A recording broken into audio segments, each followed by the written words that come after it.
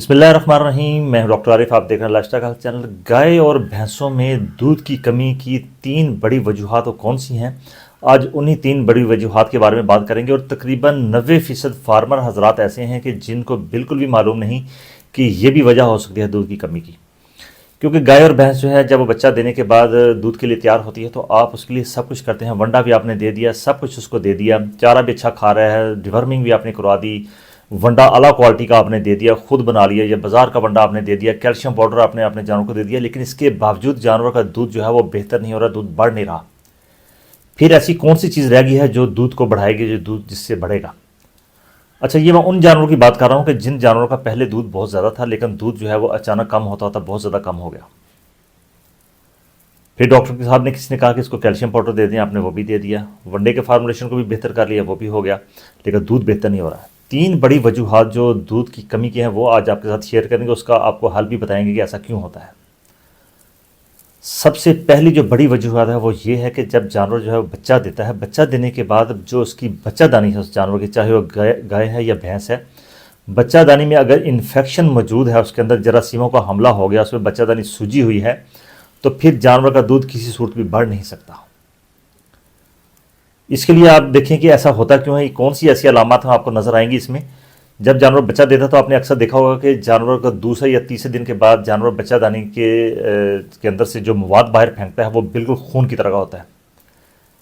अक्सर हमें कॉल आ जाती है कि डॉक्टर साहब जो मझ है, जो बहन मेरी गाय है, ये इसने बच्चा दे दिया है मझ ने, लेकिन मझ जो है वो दूध नहीं बढ़ा रही। जब पूछा उससे कि उसने क्या मसला उसके साथ, उसने कहा जी ये खून बहुत फेंक रही है। जो खून होता है वो बेसिकली खून नहीं है, बल्कि वो रेशे की और पस की एक मखसूस किस्म है। एक हम समझते हैं कि जो जानवर के अंदर पस पड़ जाती है, जिसको हम रेशा आम जुबान में कहते हैं, कि वो सिर्फ पीले रंग का होता है, नहीं, जरासीमा के ऊपर हमला मुनहसर है कि किस किस्म का बैक्टीरिया जो है बच्चादानी के अंदर मौजूद है, उसी तरह का उसने पस फेंकनी है। ऐसी सूरत हाल में फार्मर जो है इसको नज़रअंदाज कर देते हैं, इसको इग्नोर कर देते हैं।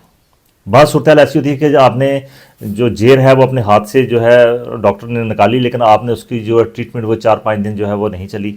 फिर भी आस्ता आस्ता ये मामला ये हो जाता है कि बच्चादानी आस्ते सूजना शुरू हो जाती है। सूज की जब वो सूज जाती है, तकलीफ लगातार उसमें रहती है। जब भी गोबर बच्चादानी के ऊपर से गुजरता है तो जानवर तकलीफ में होता है। जब वो लगातार तकलीफ में रहेगा जानवर, तो दूध किसी सूरत नहीं बढ़ा सकता, चाहे आप उसको सोने का चारा क्यों नहीं खिला दें।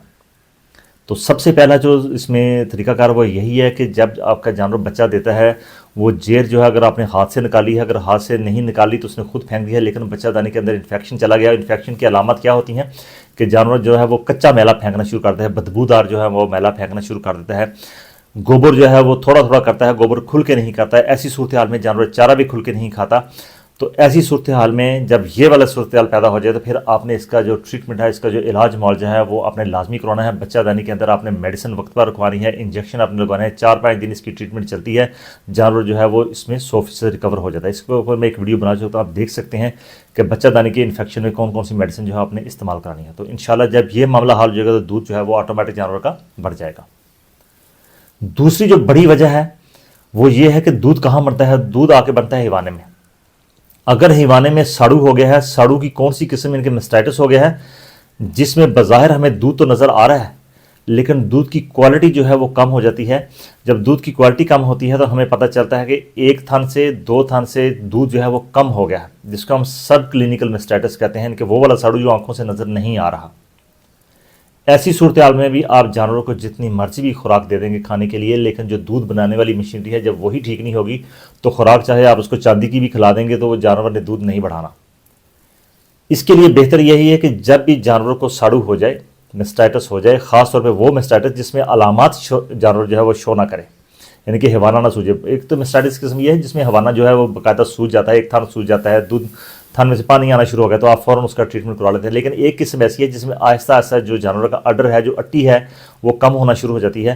तो सबसे आसान इसको मैं आपको हाल ये बताऊंगा कि आप जब भी अपने जानवर का दूध धोते हैं, दूध निकालते हैं, तो आप उसको छाननी से ना छाना करें, बल्कि उसको मलमल के कपड़े से जो है उसको दूध को छाना करें, ताकि पता चल जाए कि मलमल के कपड़े में दूध के छिछड़े आ रहे हैं, दूध की छिड़ियाँ आ रही हैं, फटा हुआ दूध आ रहा है, पता चल जाएगा उससे कि दूध में कोई इन्फेक्शन आ गया है। जब भी दूध में फुटकियाँ आना शुरू हो जाए, छिछड़े आना शुरू हो जाए, इसका मतलब ये है कि दूध में इन्फेक्शन आ गया, बैक्टीरिया का हमला हो गया है, और जो जानवर का अडर है, जो उसकी अट्टी है, वो कम होना शुरू हो जाती है, दूध वो नहीं बनाएगी।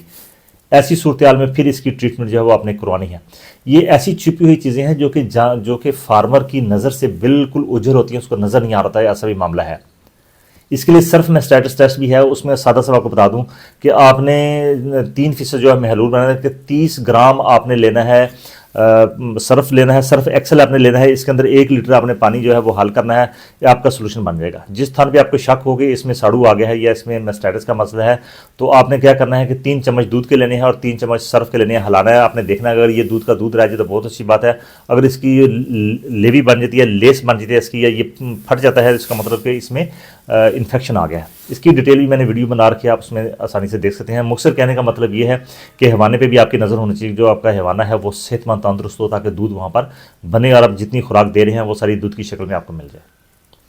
तीसरी और जो बड़ी सबसे अहम वजह है दूध ना बढ़ाने की, वो ये है कि जो पहले 40 दिन होते हैं बच्चा देने के बाद, वो दूध बनाने के लिए बड़े अहम तरीन होते हैं। अगर इन दिनों में आपने जानवर की पूरी केयर नहीं की, केयर करने का मतलब क्या है कि आपका जानवर जो 15 लीटर का है, अब 15 लीटर के हिसाब से जानवर को खुराक पूरी नहीं दे रहे आप, क्योंकि पहले 40 दिन जानवर जो है वो चारा बहुत ज़्यादा कम खाते हैं, उनमें नेगेटिव एनर्जी बैलेंस हो जाती है, इनकी ताकत की कमी हो जाती है।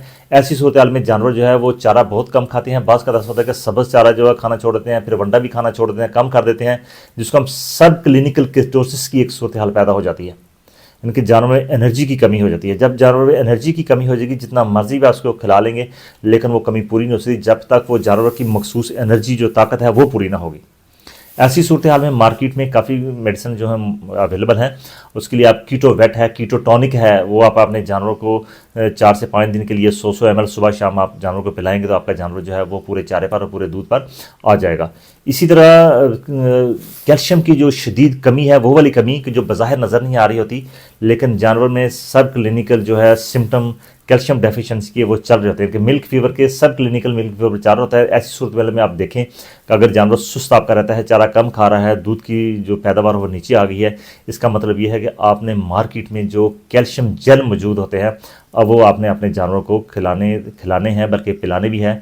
उससे भी आपका जानवर जो है वो बहुत जल्दी रिकवरी में आ जाएगा। तो ऐसी सूरत हाल में जो लास्ट वाली मैंने आपको बताई है, जिसमें जानवर की एनर्जी जो है वो कम हो जाती है, तो उसको पूरा करने के लिए बेहतर यही है कि जब भी जानवर बच्चा देने के फ़ौरन बाद आपने उसको वंडा जो है वो लाजमी शुरू करना है। साफ बाईपास फैट जो है वो लाजमी आपने देनी है, ताकि जानवर में नेगेटिव एनर्जी बैलेंस ना हो और जानवर का दूध बढ़ा रहे। ये 3 मैंने आपको बताई हैं बड़ी वजूहत, कि ये 3 ऐसी वजूहत हैं जो कि फार्मर की नज़र में नहीं रहती और दूध की पैदावार जो है वो पूरी नहीं होती। उम्मीद करता हूँ कि आज की वीडियो में आपने काफ़ी कुछ सीख लिया होगा, लेकिन फिर भी आपका किसी किस्म का सवाल रहता है तो आप मुझसे कमेंट कर सकते हैं। इंशाल्लाह पूरी कोशिश करूँगा आपको जवाब दिया जाए। चैनल को सब्सक्राइब करना ना भूलिए और वीडियो को शेयर लाजमी कीजिए। आपका बहुत शुक्रिया। अल्लाह हाफ़िज़।